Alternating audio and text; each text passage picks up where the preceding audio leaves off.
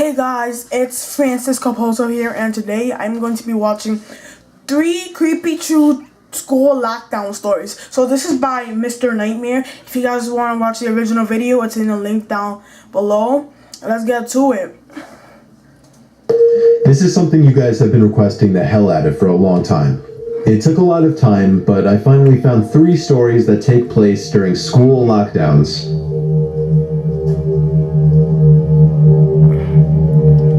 It was a typical boring day in calculus, only it was Friday, 7th period, meaning the week was almost over and spring break would finally be upon us, so everybody was getting antsy in their seats, I could tell.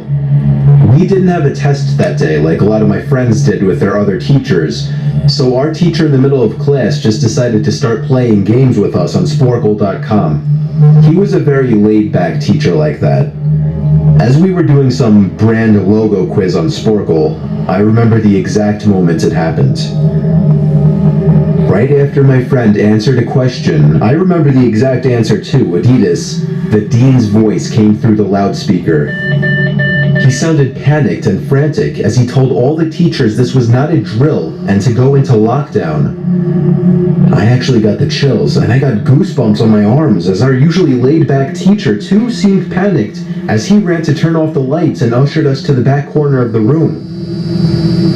We all sat in silence for about 2 minutes, and then the usual buzzing that came from a panel in the back of the room ceased, indicating that the school must have cut all the power. We all looked at each other, realizing this must be serious. A few more minutes of waiting later, we heard a man screaming at the top of his lungs coming down the hallway.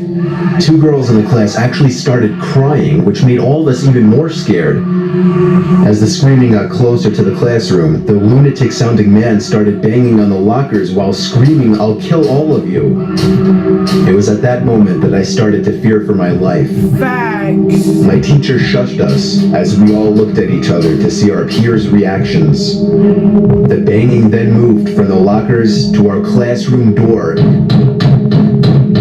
And that's when one of the crying girls screamed no. The banging on the door only grew worse as the man started screaming, "Open up." No. 2 of the girls in the class were crying out loud now. It felt like an eternity that man was pounding at the door, but eventually he finally continued down the hallway, screaming like a mentally insane person until we could not hear him anymore. I'd say 10 minutes later, though it felt like half an hour given the situation, the dean came back on the loudspeaker explaining the situation, which was surprising for him to do.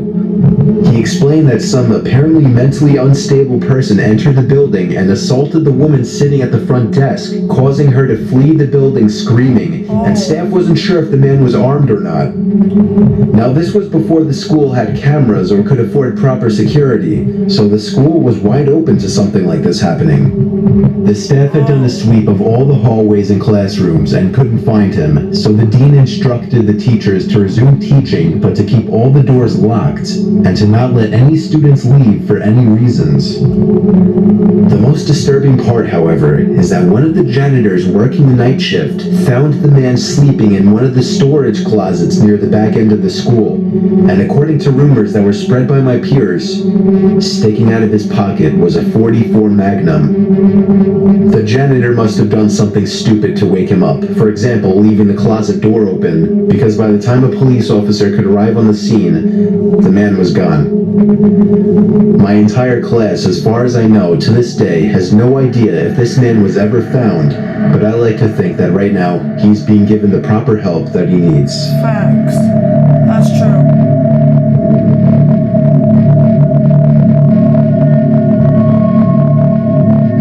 My school has 2 lunch periods. First lunch period is for all 6th graders and some 7th graders. The second lunch period is for the other half of the 7th graders and all 8th graders. The lockdown happened in the beginning of October. The day the lockdown occurred, it was overcast and rainy. During the first lunch period, I heard 4 loud booms. I personally thought it was thunder, but the entire lunch crowd started screaming. I was thinking those kids were just serious pussies, but the campus security came in and started yelling at people to go into the multi-purpose room, and the kids who were in line buying lunch had to throw out their lunch and come inside. Me and some friends went inside the room along with a huge group of other kids.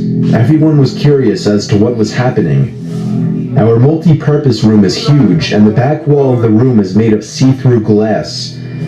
When me and my friends were rushed inside the campus, security was covering the glass with the curtains, and there were adults at every exit. My friend Eric was curious, as well as the rest of us, so he asked one of the adults what was going on. When he came back, he said, "You know how right in front of TMS there's those houses?"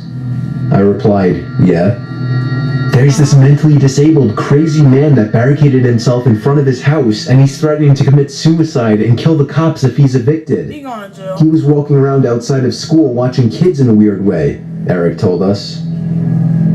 It turned out the man was also a registered sex offender, making matters worse. Oh. We were stuck in the multi-purpose room for a whole hour, taking up 2 periods. After the whole thing was settled, we were escorted to our classrooms one by one. I later found out that the man lives next to my friend Brandy, who told me about the previous Halloween when she saw the same man at his window cutting his arm and writing in his own blood, "Don't come here or I'll kill you," on his window. Of course, being Halloween, people, including Brandy, assumed it was just for the holiday. But after this horrific incident, we knew this man was mental, and we're glad he never got near us. That's true. Story number 3. I'm 22 years old, fresh out of college, and I recently got a job at my old high school as a sort of computer intern in the school basement. The basement of the school is very messy and disorganized, but there is a small 3-person office that's actually very nice down there. It has 3 nice big desks, 2 mini fridges, a flat screen TV mounted on the wall, and oh so satisfying air conditioning, a luxury the students and teachers cannot enjoy in the school. And of course all the school servers and other computery stuff. I got the job because 3 of my old computer teachers flat out adored me. I could actually consider them as real friends, not just teacher figures, so they all helped tremendously in landing me this job. It's been great, until something that happened a few weeks ago. My 2 co-workers that shared the office with me, Dave and Gary, weren't in the office at the time. They were upstairs working on papers or whatever. I was eating my sandwich during my lunch break when I got a phone call from one of the women in the front office telling me the school was on lockdown and that somebody, possibly armed, had entered the school. There wasn't much that I could do other than turn off the lights because, surprisingly, as nice as this little office was, it didn't have an actual door to it, just a big opening, and the door to the whole basement didn't even have a working lock. Oh. For my own safety, I did turn off all the lights in the office and my computer screen. I kept my phone on the desk, texting both Gary and Dave, but they wouldn't respond. I sat down there in the dark, playing games on my phone for like 20 minutes, waiting for the call from up front to tell me to resume working. I had no idea what was happening. I couldn't hear what was going on upstairs from down here. But I was not allowed to make any calls until I was informed that the lockdown was over. Then, the noisy basement door opened. As the creaking echoed across the basement and into my office, I sat up from my seat, wondering if I should call out Gary or Dave. I was eager to get some info from them. Nope. Someone then came running down the stairs, and their footsteps were approaching my office. I pushed away my chair and crawled under my desk. Somebody entered the office, but did not turn on the lights. That's weird. There was just silence.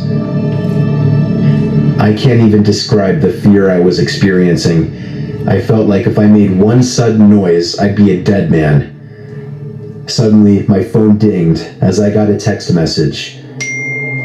Oh, he I did. felt my entire world shrivel up and die at that one moment as I clenched my teeth in fear.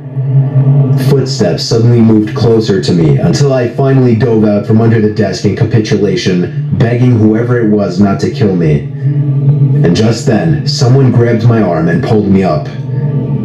It was some guy in a red plaid button-up, jeans, and a reddish-black cap. He told me, "It's okay, I'm just down here hiding with you." "What's going on up there?" I whispered to him. He kind of ignored my question and asked me if there's an exit down here. I told him, yeah, around that way. Before he could do anything else, I asked him, who are you? There was a brief moment of silence. Before he started explaining he was coming in to pick up his son, when a teacher told him to hide. After his explanation, I checked my phone and saw the text I received was from Dave.